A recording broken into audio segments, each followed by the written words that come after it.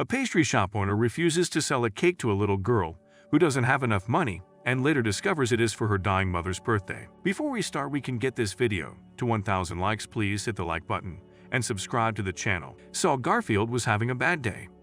He'd been up since 3 a.m. baking cakes and pastries, and now his employee who was supposed to take over the shop for the afternoon had just called in sick.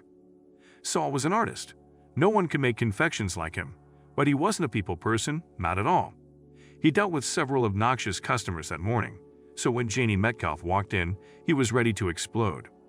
Jamie was 7 years old, slim and dainty, with long blonde hair and big brown eyes. She approached Sal's display case and placed her tiny hands against the glass as she looked at the delicious pastries and cakes.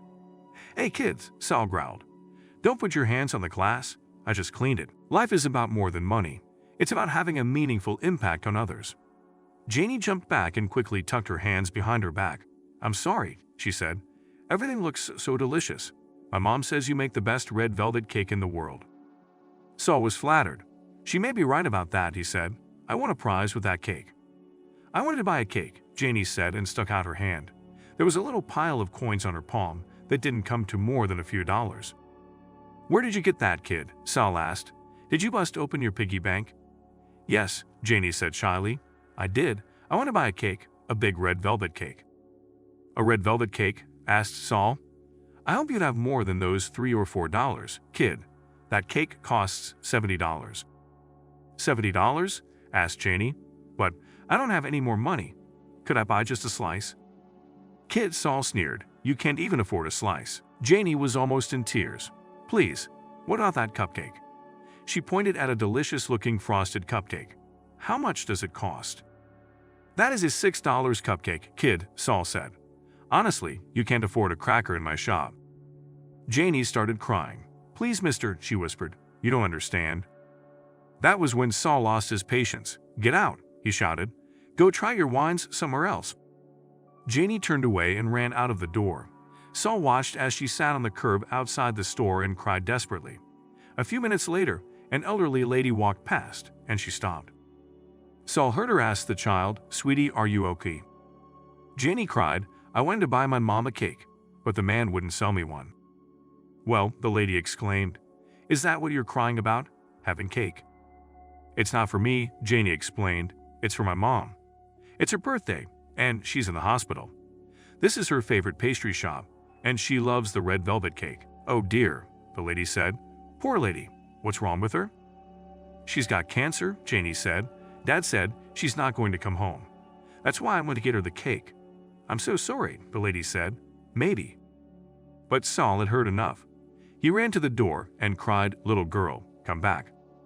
Jenny looked up at him, her face streaked with tears. "Me?" she asked. "Yes," Saul said in his gentlest voice. "Please come back." The old lady helped Janie get up and walk into the pastry shop again. "I didn't take anything," she said. "I know," Saul said gently. "I'm sorry I didn't listen to you before. I heard what you said to that lady. It's your mom's birthday." "Yes," Janie said. "Yes, it is. I know I don't have enough money." "It's okay," Saul said, ashamed. "I have this extra cake, so if you could take it, it would be a big help." "You do," whispered Janie. "Really?" "Yes, really," Saul said. "And as it happens, it's one of my special red velvet cakes with the cream cheese and white chocolate topping." Janie's face lit up with a wonderful smile.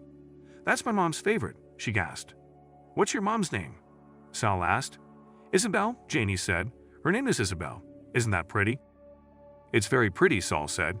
"You wait here a second. I will be right back."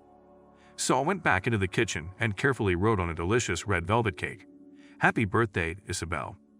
Then he placed the cake in a big white satin box and added a pair of sparkly candles. He carried the big box back out into the store and gave it to Janie. "Thank you," whispered Janie with tears in her eyes. "It's going to make her so happy." "No," Saul said. "Thank you.